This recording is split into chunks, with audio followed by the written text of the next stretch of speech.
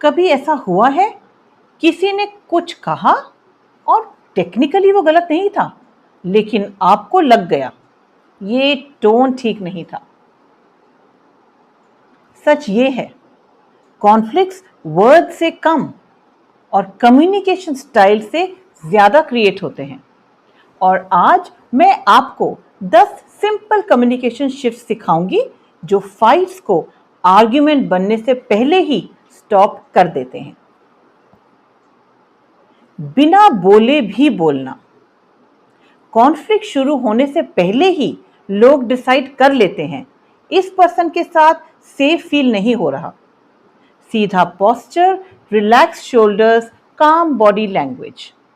अगर आपका बॉडी बोल रहा है मैं रिलैक्स्ड हूं, तो सामने वाला ऑटोमेटिकली सॉफ्ट हो जाता है। कॉन्फ्लिक्ट का पहला rule, calm body is equal to calm conversation. Eye contact is equal to respect, the 50-70 rule. बोलते वक्त 50% आई कॉन्टैक्ट, सुनते वक्त 70%। इससे सामने वाले को लगता है ये मुझे सुन रहा है, जज नहीं कर रहा। स्टेयरिंग नहीं, कनेक्शन बनाना है, प्रेशर नहीं।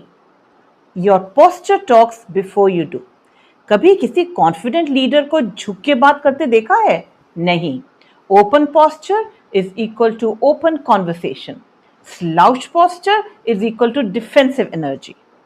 कॉन्फ्लिक्ट के टाइम बॉडी को बंद मत करो, which is arms cross equal to wall creating. Now voice can heal or hurt. Pitch, pace, pause.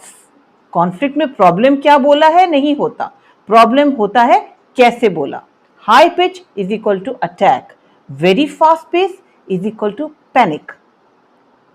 Pause is power.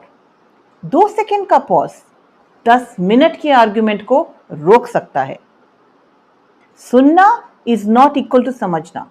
कोई बोले मैं एग्जाम में फेल हो गया, गलत रिस्पॉन्स क्या होगा? अरे कोई बात नहीं। एम्फेथेटिक रिस्पॉन्स क्या होगा? मैं समझ सकती हूँ, इस मोमेंट में तुम्हें बहुत फ्रस्ट्रेटिंग लग रहा होगा। एम्पैथी का मतलब फिक्स करना नहीं, सिर्फ फील करना। Name is equal to emotional connection. जब हम किसी का नाम लेते हैं उनका डिफेंस ऑटोमेटिकली नीचे हो जाता है। तुम कभी समझ ही नहीं सकते, ट्राई करें, रोहित मेरी बात समझने की कोशिश करो। And next is mirroring. अगर आप स्टक हो जाते हो, बस सामने वाले को लास्ट इंपॉर्टेंट वर्ड रिपीट करो और एक क्वेश्चन ऐड करो। तुम कह रहे हो काम का प्रेशर ज्यादा है, सबसे ज्यादा प्रेशर किस चीज में लग रहा है? उससे क्या होगा? सामने वाला बोलेगा और सॉफ्ट होगा।